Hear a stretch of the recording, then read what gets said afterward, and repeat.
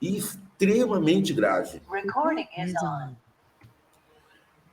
Essa mulher que fica Eu falando. comecei a gravação.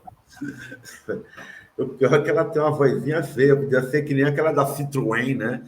Que é aquela voz daquela mulher da Citroën, quando ela fala, dá até arrepio. Parece que a gente, né? Enfim, tá bom.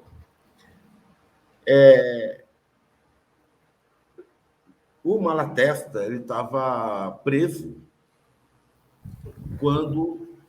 Camarada, só uma coisa que eu tinha esquecido de falar contigo antes, que eu vim avoado, tava na rua e tal. Só comentar que se a gente pode terminar até às 5h55, que 6 horas eu tenho uma reunião. Não, a gente vai terminar às 5h30, porque às 6 horas eu estou viajando para o Rio de Janeiro. Ah, beleza, tá certo. Implica uma ideia de organização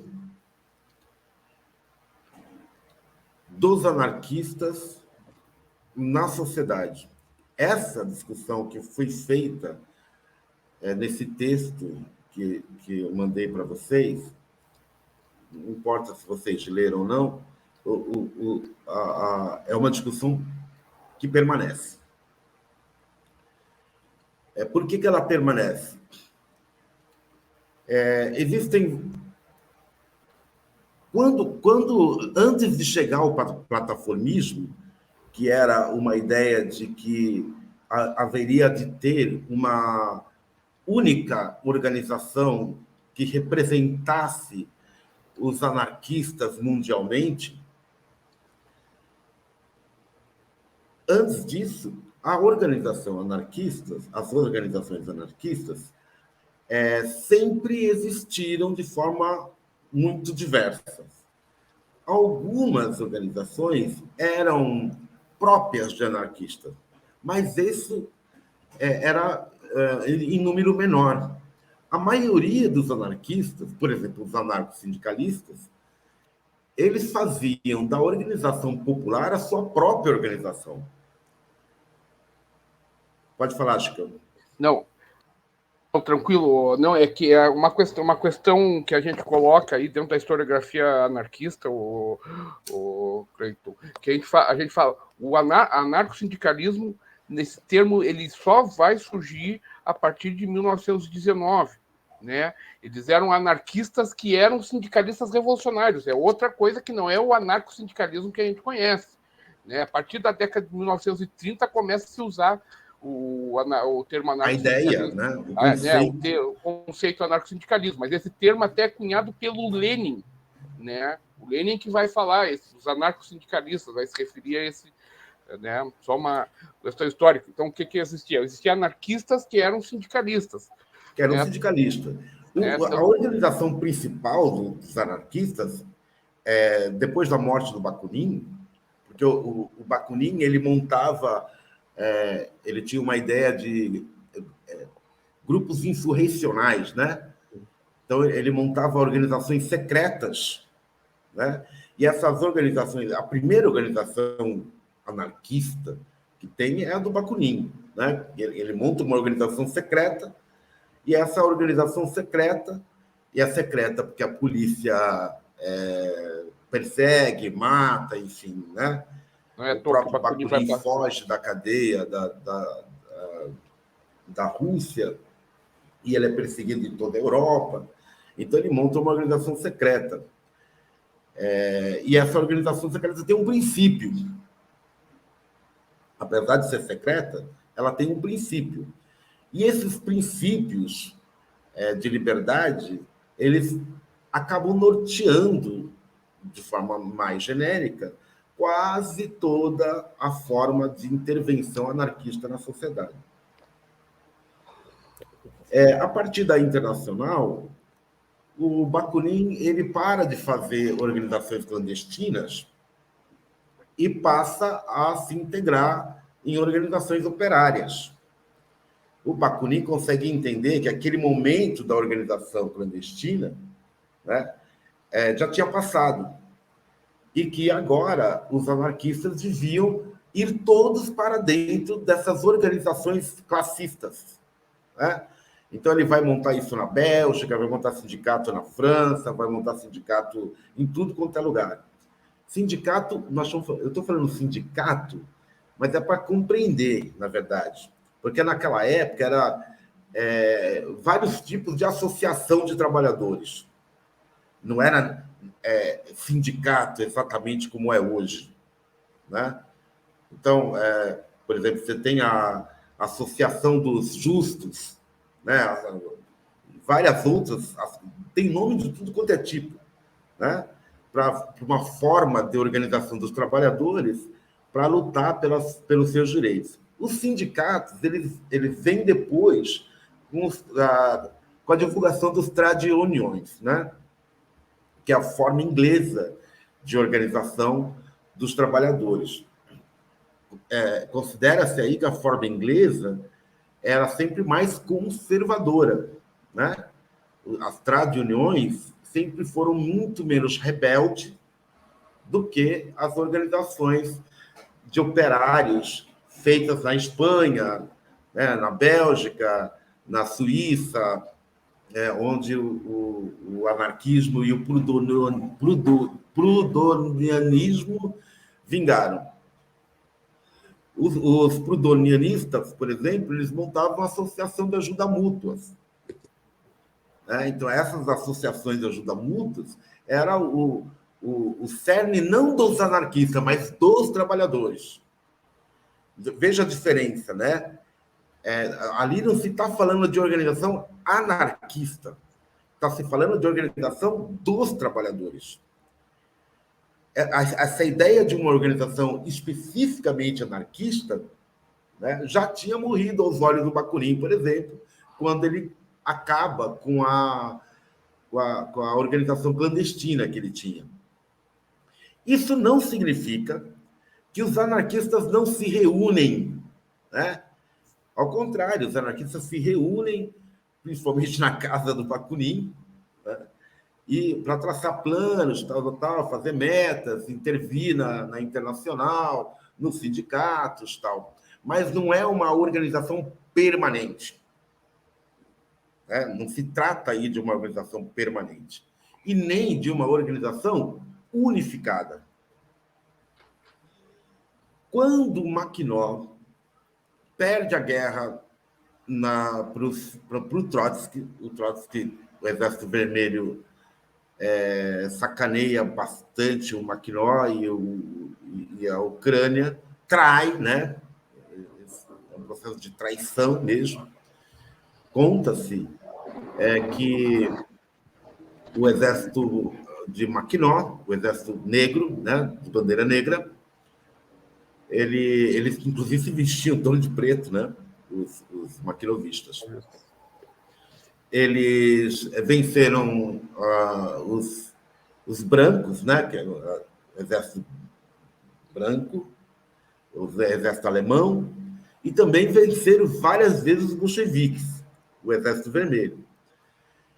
E o Trotsky chama, então, uma reunião para selar a paz entre os ucranianos, inclusive agora está aí a Ucrânia, né? Entre os ucranianos e os russos, lá em Moscou. O Mackinac é voto vencido na reunião. O Mackinac dizia que aquilo não parecia correto, que aquilo parecia uma armadilha e que ele não queria participar. E, de fato, o Mackinac foi lá. Boa tarde, pessoal. Boa tarde. E, de fato, o Mackinac não participa dessa reunião. Quando o conjunto dos comandantes do exército do Mackinac chega a Moscou, o Trotsky manda metralhar a todos. A pedido do Lenin, claro, né? Então, eles chamam para discutir a paz, né? E, em seguida, posicionam os seus exércitos na fronteira da Ucrânia, e quando os chefes militares ucranianos chegam a Moscou para fazer a negociação, o Trotsky rompe com essas negociações e manda matar todos os comandantes. Em seguida, invadem a Ucrânia, né? E o Makhno foge, acho que para a Suécia, né? E o Makhno, então, vai viver depois, passando por vários países, e acaba morrendo de fome na França. Antes disso, porém, o Makhno e o seu grupo, mais particularmente o Makhno, lança um texto chamado União Geral dos Anarquistas. Essa União Geral era uma forma de organização típica do bolchevismo. Ela tinha um comitê executivo, ela tinha aquilo que eles chamavam de responsabilidade social, era própria de uma organização de exército mesmo, né? Porque a fórmula, os ucranianos lá, eles estavam em guerra, né? E logo eles montaram um exército. E essa ideia de exército, o exército corporificado, numa organização partidária, típica como os bolchevistas, que tinha um comitê central que definia as linhas da ação dos indivíduos dentro do bolchevismo, que era o centralismo democrático leninista, ela acabou pressionando os makhnovistas a darem uma resposta também organizativa. E o que aconteceu é que eles, então, pregaram uma organização que fosse a organização anarquista, com um comitê executivo, com uma ideia de responsabilidade geral, social geral, e com uma ideia também, o Makhno até fala na carta aqui, que essa federação ela teria uma função dirigente. Veja, vamos retomar aqui um pouquinho a luta entre Marx e Bakunin. O que o Bakunin dizia para o Marx? Marx, quando você define uma ordem política oficial e uma filosofia política oficial, você acaba com o processo de discussão, você acaba com o processo de liberdade. E você obriga todos os trabalhadores a se adequarem a uma linha que não necessariamente une e necessariamente divide. Essa era a discussão principal do Bakunin, porque o Bakunin apontava para o Marx que aquele tipo de organização era um tipo de organização governamental, próprio das igrejas, eclesiástico. Bom, vai acontecer exatamente a mesma coisa, só que agora, numa discussão entre Malatesta, Enrico Malatesta, o grande revolucionário italiano, que viveu mais de 40 anos da sua vida na cadeia ou preso, né? Em preso domiciliar, e os makhnovistas e o Makhno, quando eles lançam esse texto sobre a plataforma. O Malatesta dizia para eles que, primeiro, quando os plataformistas apontavam que uma organização anarquista definia quem era anarquista e quem não era, que quando eles faziam isso, eles tratavam as diferenças de forma a excluir o restante dos anarquistas de um processo de igualdade na discussão. Por exemplo, o Makhno, o Malatesta, ele fala sobre o problema da organização social. Ora, os anarquistas, eles não querem vencer por vencer. Ou seja, eles não querem tomar o poder para se tornar governo dos outros. Ao contrário, os anarquistas devem estar disseminados e discutir com a população o tempo todo para que a auto-organização da população as liberte do jugo da governabilidade, do jugo dos líderes e dos poderes. Por isso, os anarquistas não podiam ter uma posição de vanguarda, de dirigentes do processo da revolução, como queria o Maquinó.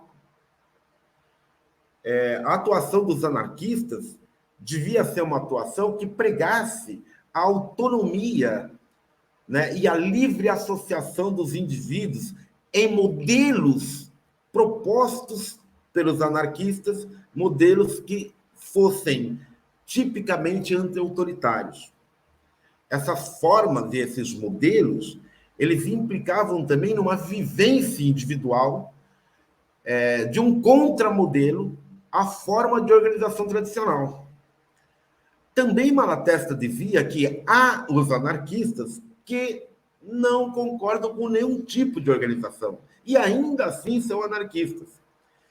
E que na luta diária era que esses anarquistas, que não concordam com nenhuma forma de organização, se unificavam com outros anarquistas na luta do dia a dia. E havia também uma diferença básica, por exemplo, entre os insurrecionistas, aqueles que pregavam a insurreição, os anarquistas que pregavam a insurreição, e os educacionistas, aqueles que achavam, anarquistas que achavam e continuam achando, que através de um processo pedagógico, né, transformando as pessoas, se transforma a sociedade. Há uma divergência bastante grande que impede que essas duas tendências estejam no mesmo lugar. Porque um quer fazer insurreição e outro acha que a insurreição é autoritária.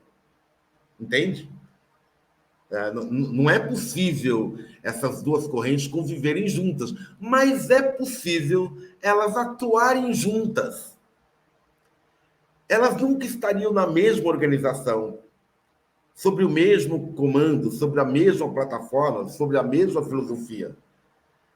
Mas nada impede que estejam juntos na mesma luta, embora com objetivos diferentes.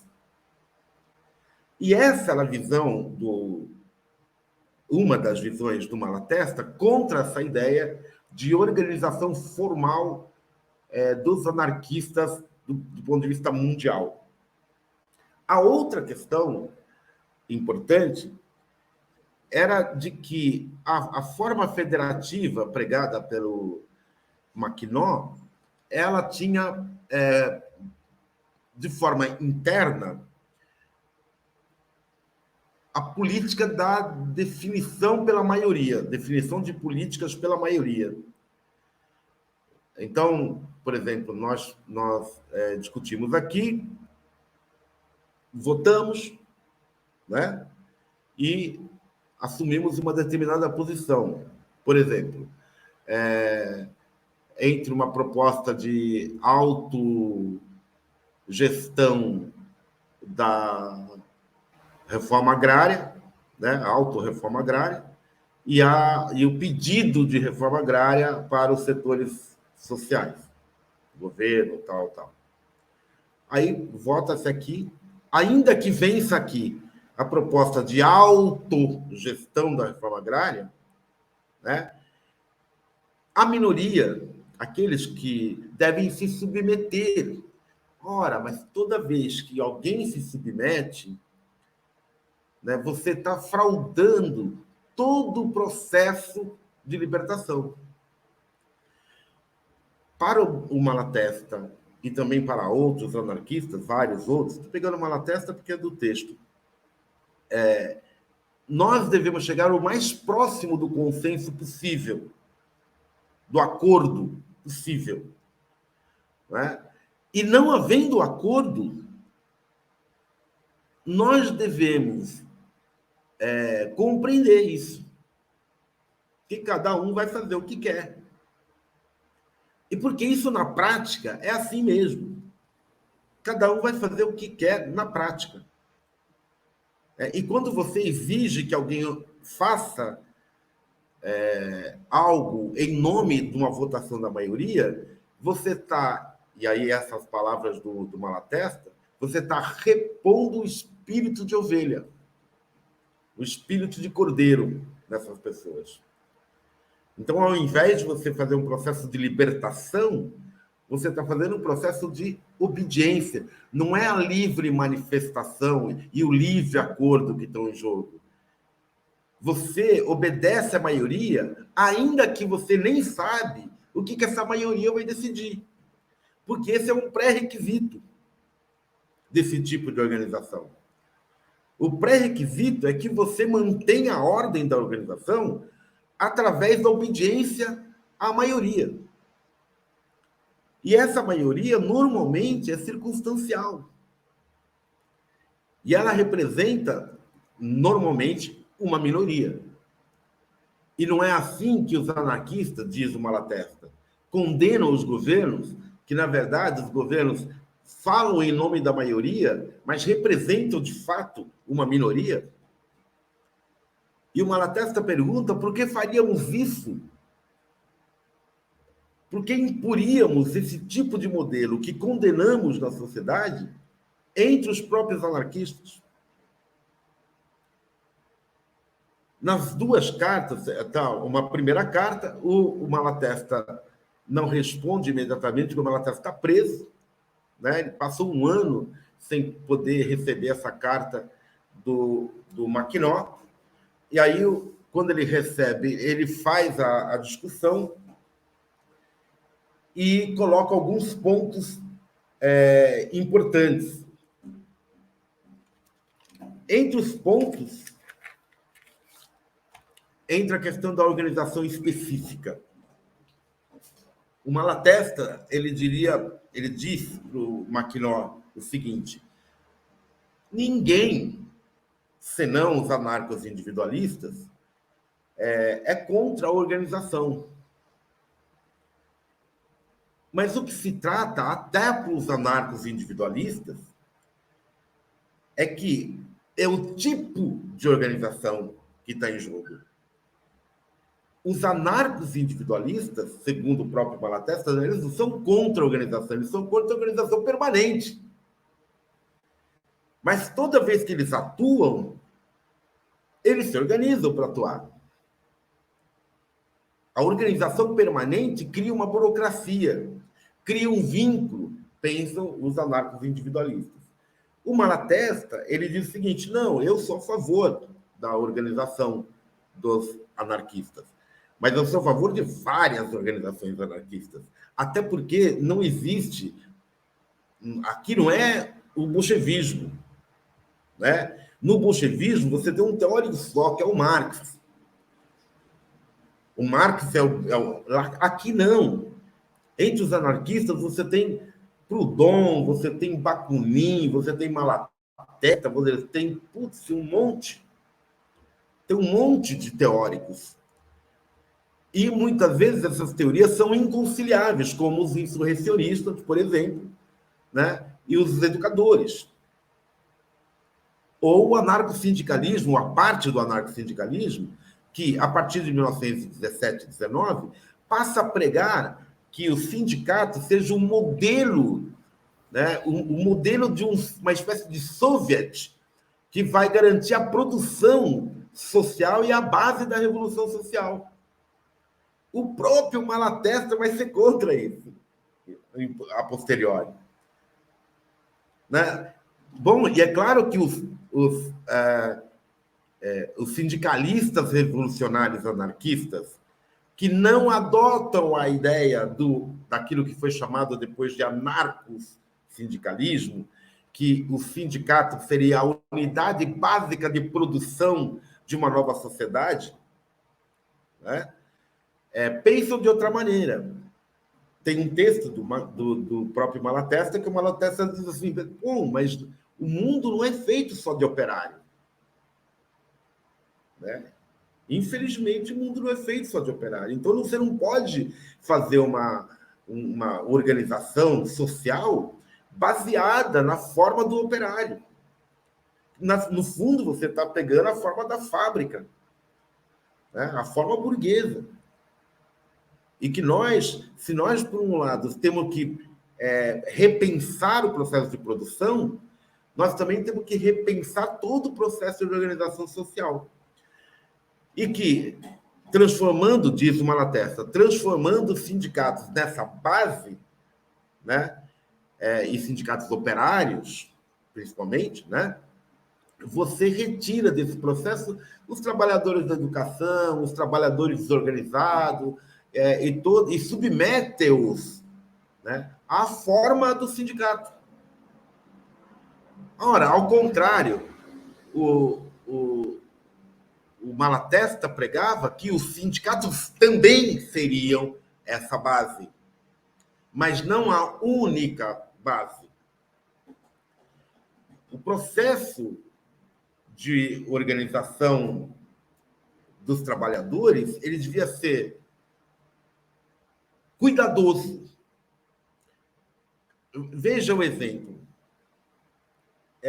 Quando o Malatesta faz uma crítica ao Congresso, a forma congressual entre os trabalhadores. E o Malatesta diz o seguinte: quem é, afinal, que participa dos congressos dos trabalhadores? Ou dos congressos anarquistas? Aqueles que têm maiores recursos, aqueles que têm mais dinheiro, aqueles que não estão presos, aqueles que têm menos dificuldade de participar. Ora, todo congresso, representativo ou não, é um filtro. Ele é um filtro. Então, ele não pode... Para haver um congresso anarquista, esse congresso não pode ser um congresso que defina leis, que defina conteúdos impositivos. Ele tem que ser sempre um congresso orientativo, informativo, de conhecer os outros companheiros, de tentar unificar ações, né, de propor algo como orientação para o movimento anarquista, e nunca como lei, como é o Congresso Nacional, como é o Congresso no Parlamento, que, em nome de um grupo de representantes, vai lá, produz uma legalidade e impõe essa legalidade para a maioria da população. Ora, os anarquistas não podem repetir essa fórmula parlamentarista entre si. É preciso compreender que, numa sociedade dividida em classes, numa sociedade dividida em pobres, miseráveis, deserdados, de todos aqueles que não conseguem nada, obter nada na vida, você não pode permitir que uma elite, mesmo entre os anarquistas, né, defina coisas obrigatórias para todo mundo. Preto, isso é um negócio muito interessante, porque, tipo, a luta dos anarquistas é contra toda essa organização hierárquica de poder e tal. E aí, na organização da luta anarquista, se reproduzir essa mesma hierarquia de poder, e as pessoas lá de cima que vão organizar e definir uma linha de política, isso... você simplesmente está reproduzindo aquilo que você está querendo combater. Então, é algo que gera muita discussão mesmo. É claro que aqui, Delson, vamos ser absolutamente honestos. Eu sou contra o plataformismo, óbvio, né? Então, se um companheiro plataformista tivesse aqui, ele talvez defendesse, né, de outra maneira, assim como o próprio Maquinó tenta se defender das acusações, né, das divergências que o Malatesta aponta. E o Malatesta aponta, inclusive, no final do texto dele, ele diz o seguinte: olha, isso aí é o bolchevismo. Isso é o bolchevismo. E foi isso que aconteceu na Rússia, né? E foi isso que acabou com a Rússia, inclusive. É interessante pensar, inclusive, que bolchevismo está associado, vamos dizer assim, depois que eu fui entender o que o significado de bolchevismo, era de uma reunião lá do partido. Oi, tá me escutando melhor?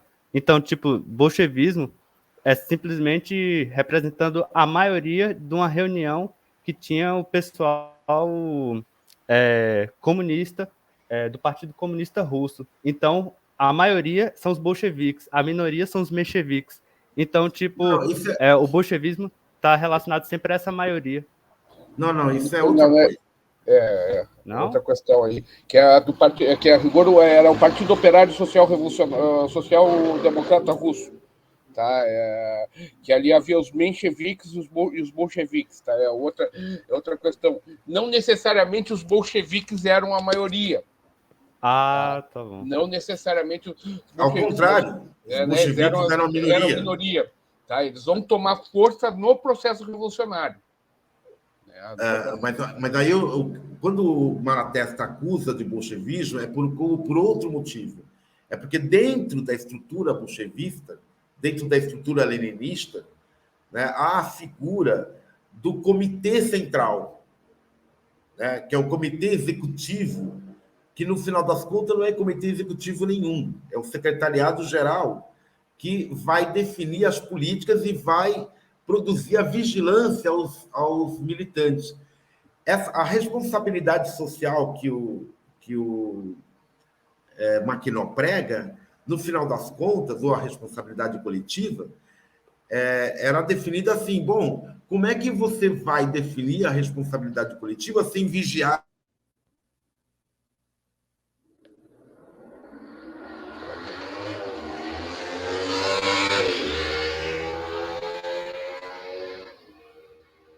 Travou o. Gente, desaparecer. É muito engraçado esse negócio.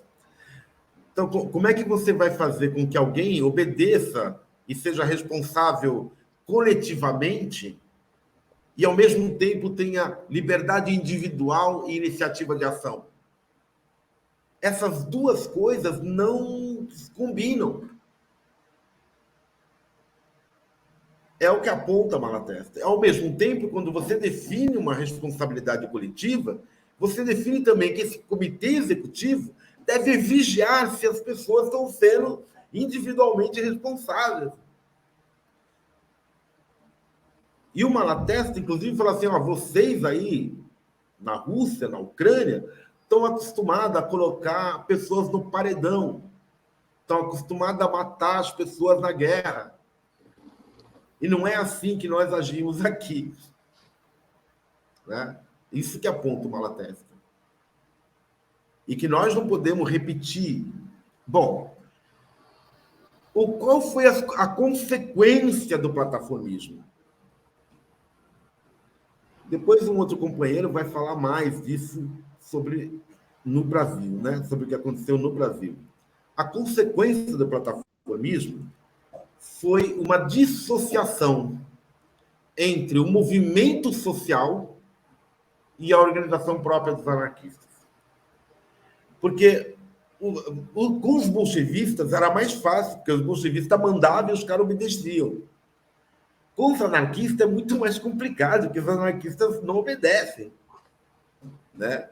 Eles não obedecem. Então, as organizações acabam tendo muita dificuldade. Ela acaba ficando sempre só com a direção. Acaba ficando um grupo lá em cima e embaixo não tem nada. Né? Veja, eu estava conversando com o Selmo esses dias. Eu, como vocês veem, apesar de eu ser anarco-individualista, eu sou um anarquista clássico, antigo, né? De pensamento clássico. A FOB, Federação Operária Brasileira, ligada a grupos bacuninistas ou supostos bacuninistas e plataformistas, eles pregam lá a Federação dos Trabalhadores em Educação, a construção da Federação dos Trabalhadores em Educação.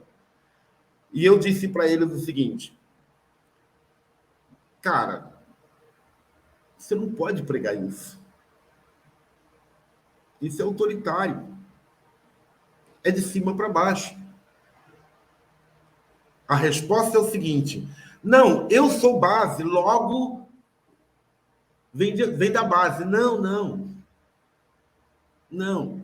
Quem decide pela federação são os trabalhadores organizados.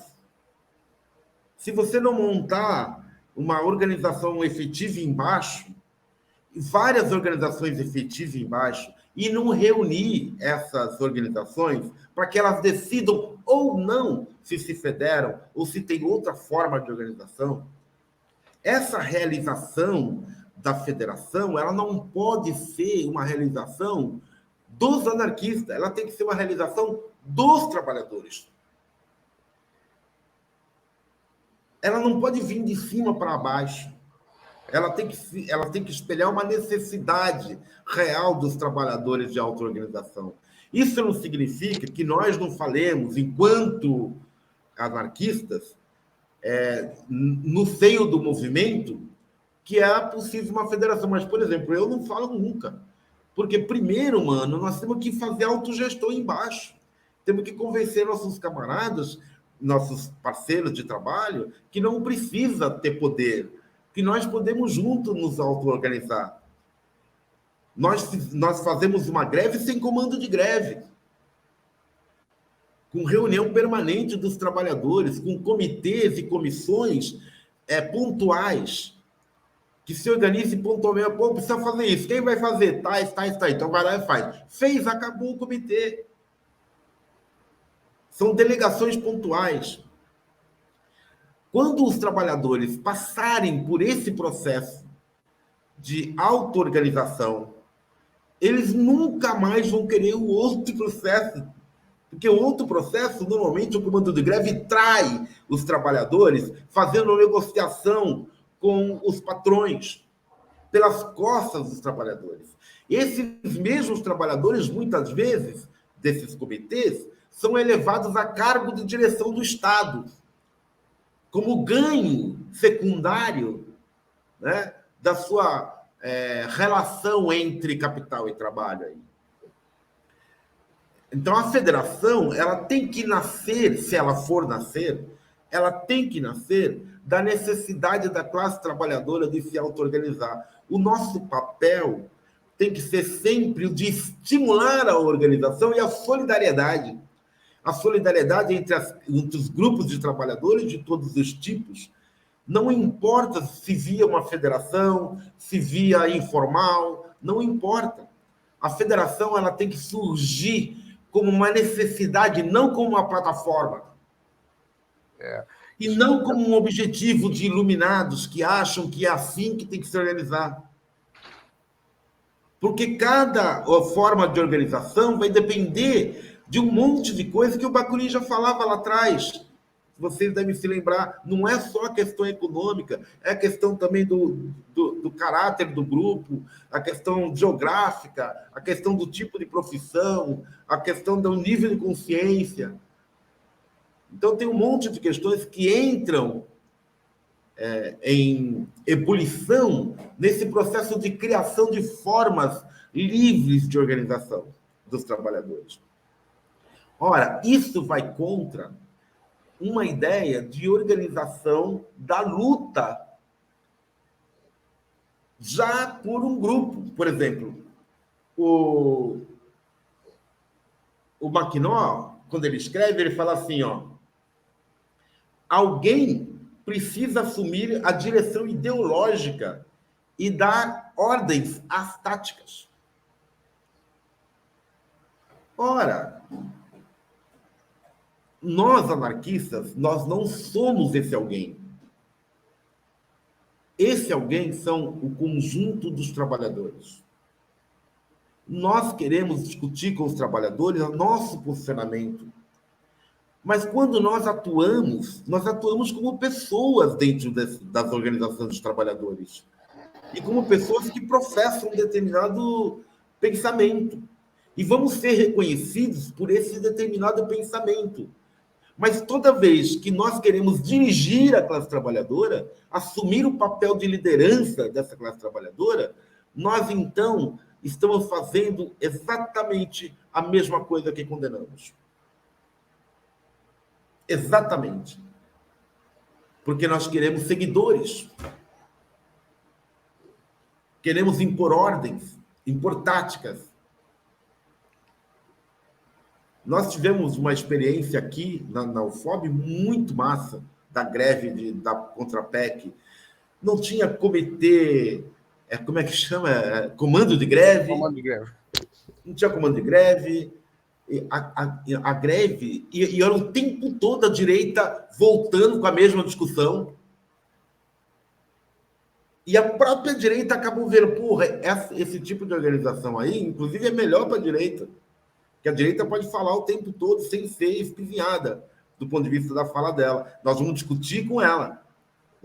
Enquanto eles falam contra a greve, nós vamos defender a manutenção da greve. E durante 2 meses, eles tentaram todo dia, porque tinha assembleia, quase todo dia tem assembleia, 40, 50, 60 trabalhadores nas assembleias, trabalhadores da educação da universidade, professores. Quase permanente. E só 2 meses depois é que eles conseguiram votar o fim da greve. Esse momento foi um momento, para você ter uma ideia, na greve passada, antes dessa greve autogestionária, se montou um comando de greve. Esse comando de greve traiu a categoria, né, e deu um maior problema. Montaram uma associação, se filiaram a DUF, se filiou a uma entidade nacional aí. Enfim, foi um inferno. Mas dessa greve, ninguém, nem a direita, cara, nem a direita, tem nenhum reclamo do ponto de vista da participação, da organização, da democracia interna ao movimento social. Não é? E isso, ainda que não tenha sido permanente, implica um grande aprendizado da classe trabalhadora, né, ou dos trabalhadores, professores, no caso, da universidade, sobre a forma de organização, a tal ponto que a Andes tentou, aqui dentro da universidade, durante esses últimos 4 anos que eu tive fora, montar a DUFOB, a Associação dos Docentes, ligada à Andes, tal. Nunca conseguiu. Nunca conseguiu. E a DUFOB, inclusive, existe formalmente, porque antes de mim ela já existia. Não conseguiram o que mesmo que eu não entendi? Para montar a DUFOB precisa ter professor, né? Entendi. Que ele está na DUFOB. Ninguém quer. Ninguém quis. As pessoas aqui viveram esse momento de auto-organização, né, da greve. Descobriram que não precisa de sindicato para fazer greve. Então, o sindicato fica na ideia desses caras que querem um guarda-chuva jurídico. Não, precisamos do guarda-chuva jurídico. Ali não, nós precisamos da nossa unidade. Enquanto a gente tiver nossa unidade na luta, né, nós estamos nos autodefendendo. Ora, quando você monta uma organização anarquista que substitui a experienciação constante dos trabalhadores sobre as suas formas de organização, você está prestando um desserviço à anarquia e um desserviço à ideia de não governo. Porque você, no fundo, acaba produzindo uma relação de governo, de governantes e governados. Ora, isso não significa, de forma nenhuma, e Malatesta deixa isso muito claro, que os anarquistas como ele, como eu, deixam de defender a organização dos anarquistas enquanto anarquistas. Nós defendemos fóruns, federações internacionais, que podem se organizar, se conversar, passar informação um para o outro, ajudar mutuamente um ao outro, mas nunca definir qual vai ser a política que cada grupo deve aplicar. Nunca.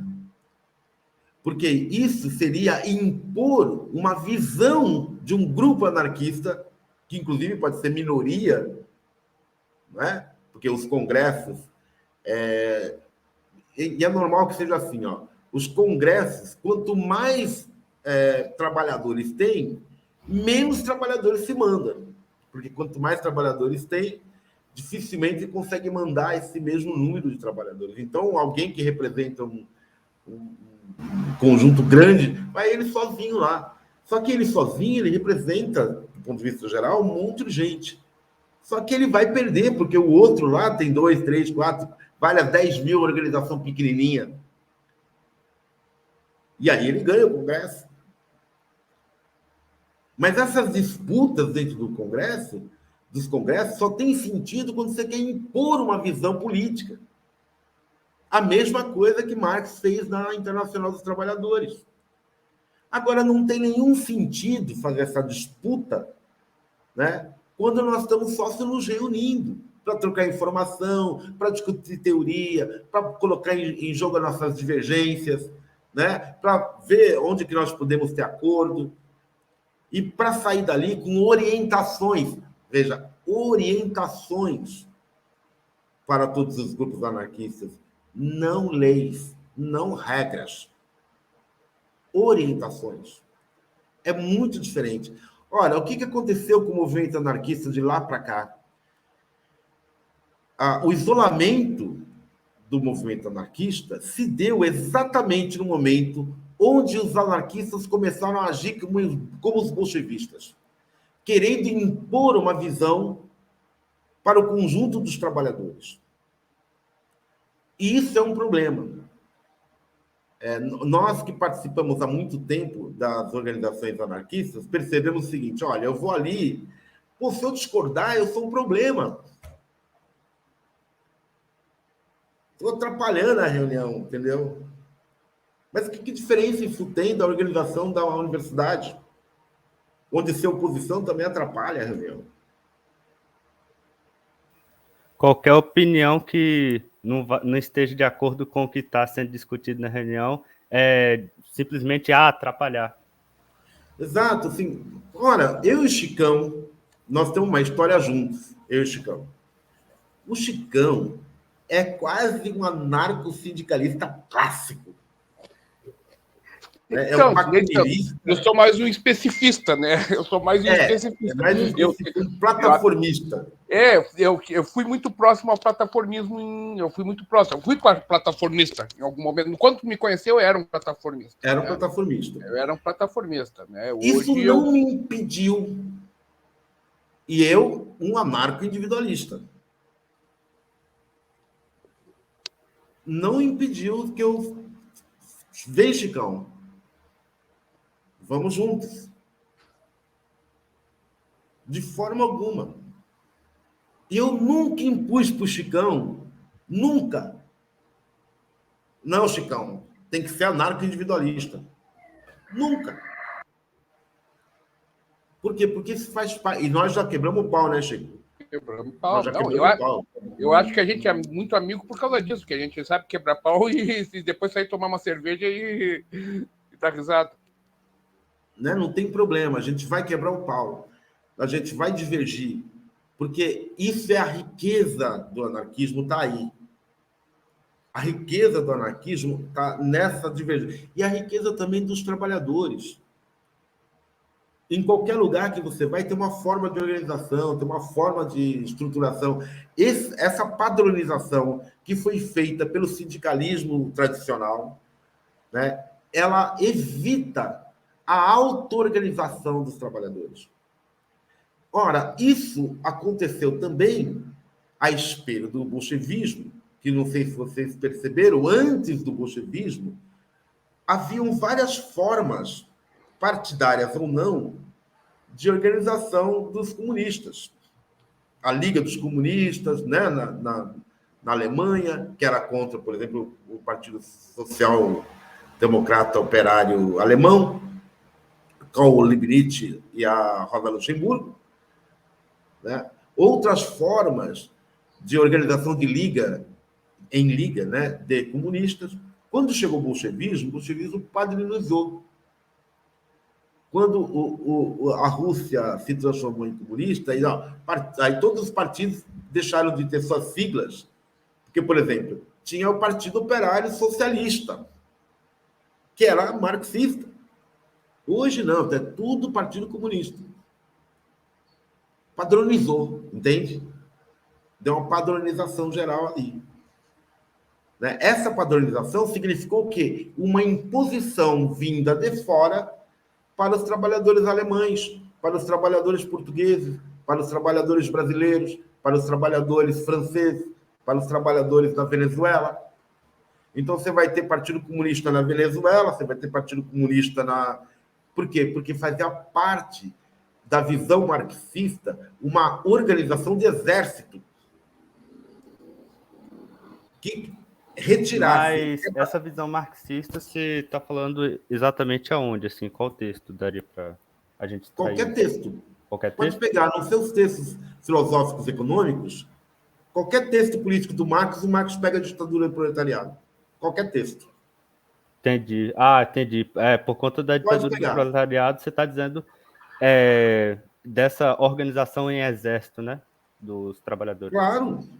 Né? E também da ideia de partido, né? Quando você monta lá o manifesto do Partido Comunista e você pega esse manifesto do Partido Comunista Alemão e manda lá para a França, para os caras montarem lá na França, porque você está pregando a padronização. E foi o que o Marx tentou fazer na Internacional, definindo a Internacional como uma determinada política, né, que era para tomar o poder, participar do processo eleitoral, né, lutar pelo voto universal. Né? Essa era a posição do Marx na Internacional, que era contrária à posição do Bakunin. Que o Bakunin dizia que não, isso não. O nosso papel é lutar pela transformação do capital, pela unidade de produção. Né? E fazer com que essa luta anticapital se transformasse numa luta sociopolítica genérica, né? Uma luta revolucionária, vinda de baixo e não vinda de cima. Né? Com o partido, você define um grupo que define a política geral. Ora, se nós estamos aqui juntos e se nós professamos semelhantes ideias, nós não podemos nos esquecer, e isso nós não podemos nunca, é que são ideias semelhantes e não iguais. Quando nós esquecermos de usar a palavra semelhante e passar a usar igualdade, iniciou-se o autoritarismo, porque os desiguais serão considerados traidores, serão excluídos do processo rebelde. Então, esta foi a grande luta do Malatesta com os plataformistas e depois com os especificistas também. Com os especificistas, a situação era um pouco mais complicada, porque os especificistas, eles defendiam uma organização, né? Uma organização típica anarquista, sem essas relações aí mais autoritárias na forma de organização, mas, no fundo, é também uma organização elitista, iluminista, de iluminados. Quando... por isso que o Chicão se diz especificista, mas eu sempre falei para ele que ele não é. Por quê? Porque ele atua na base lá, ele está discutindo lá embaixo. Ele é um trabalhador, igual um outro trabalhador, e está discutindo de igual a igual com o trabalhador. e ele não tem uma organização que defina o que ele vai discutir ali embaixo, entendeu? E me nego a ter. E me nego a ter. A minha organização exatamente é para me ajudar. Isso daqui, para mim, é uma organização que me ajuda. Exato, então, mas aí você já não é especificista, entendeu? Você já não é É especificista. que eu defendo que essa organização seja permanente, essa é a diferença. A diferença é essa. Ó. Nós que achamos que os anarquistas têm que se organizar, existem formas diferentes de se organizar. Sim, sim. Há aqueles que acham que os anarquistas têm que se organizar especificamente e de forma permanente. Eu não. Eu acho que os anarquistas devem se encontrar. Nós montamos a rima, né? Sim. Chicão. O Chicão, inclusive, participou da rima. O que era a rima? Era isso que eu estou falando para vocês. Reunião de indivíduos do movimento anarquista. Como é que, de vez em quando, você se reunia? Lá não tinha ordem, não tinha disciplina, não tinha porra nenhuma. Né? E foi uma das organizações desorganizadas do Rio Grande do Sul que mais atuou, ou não, Chicão? Sim, percebo. Sim. Né? E não tinha ordem nenhuma, tática nenhuma. Eu me lembro da gente fazer teve uma reunião para a gente definir nossa posição em relação à ocupação do Afeganistão, né? Do Afeganistão, né? Pelos americanos. Foi o do Afeganistão, acho que foi do Afeganistão ou do Iraque? Do Iraque, acho que é do Iraque, foi em 2000, 2001. Foi 2001. Depois do World Trade Center, ali, logo depois do World Trade Center. Aí teve duas posições na reunião. Uma posição era assim: nós somos contra tudo quanto é guerra. Essa guerra não nos interessa. Essa era a posição em geral. E a outra posição é contra a invasão do Iraque. Já vou abrir. Sabe o que aconteceu? Foram os dois grupos lá, um falando contra o outro no ato. De boa. Fala Delson, depois... porque agora não está com os nominhos aqui, só está com esse negócio de filologista. É o Del e a outra pessoa, quem é? Porque tá todo mundo com o mesmo nome aqui nesse treco. Eu só queria perguntar... é a Alessi. Tá. Sim. Eu só queria perguntar em relação, tanto para você, Preto, quanto para o Chicão, essa questão da permanência. Como é que seria isso, assim? Vocês falam de permanência ou não permanência da organização, só que até agora eu não entendi mais concretamente, tipo, permanência até onde, né? Tipo, permanência simplesmente da organização continuar até depois de nós deixarmos de existirmos, sei lá, não sei. Como é que seria essa questão da permanência? Queres que eu fale ou falo? Pode falar. Não, o que eu falo permanente é o seguinte, é que, não, por exemplo, o Clayton pega uma proposta, a proposta do Clayton é uma proposta mais sazonal, não vamos dizer sazonal, sazonal não é bem o termo, tá? Mas, enfim, é mais efêmera, entende? Tu reúne mediante a necessidade, né? Eu defendo a coisa já que seja uma coisa mais contínua. Né? Eu sou um defensor da organização contínua. Não, lógico, como eu digo, eu rompi com esse modelo plataformista também, até porque eu sou rompido da convergência socialista, né? Então, que já então, que não eu fui militante de uma outra organização marxista, né? Um pouco lá na minha juventude, né? E rompi porque eu não acredito. Eu acho que importante a reunião para a gente discutir constantemente. Por exemplo, eu sinto a falta de uma discussão sobre o contexto mundial, né? Hoje, por exemplo, né? Que a gente tem até para a gente tentar entender o que está acontecendo e de que forma se posicionar o que acontece na Ucrânia, né? O que acontece na Ucrânia, na Rússia, né? É lógico que, por exemplo, a função nossa aqui se posicionar, não, acho que a gente deve ter algumas posições, mas lógico que quem tem que tomar a decisão lá são os ucranianos, são os russos. É o povo da Ucrânia, o povo russo. Né? Não o nosso, mas eu acho que a gente precisa entender e ter algumas questões sobre esse processo. né? Então, essas questões de conjuntura internacional, nacional, local, devem estar... eu acho que os anarquistas precisam reunir e constantemente debater. Tá? O Cleiton já, a proposta do Cleiton, ele acha que é importante essa discussão, mas não dessa forma tão metódica como eu vejo, né? No final das contas, uma é permanente e outra é circunstancial. É circunstancial, exatamente. É isso. Diz-lhe. Obrigada, eu já me senti esclarecida aqui, viu? Ah, é? Tá. Tá bom. Bom, então, essas divergências, elas marcam, ainda hoje, principalmente hoje, né?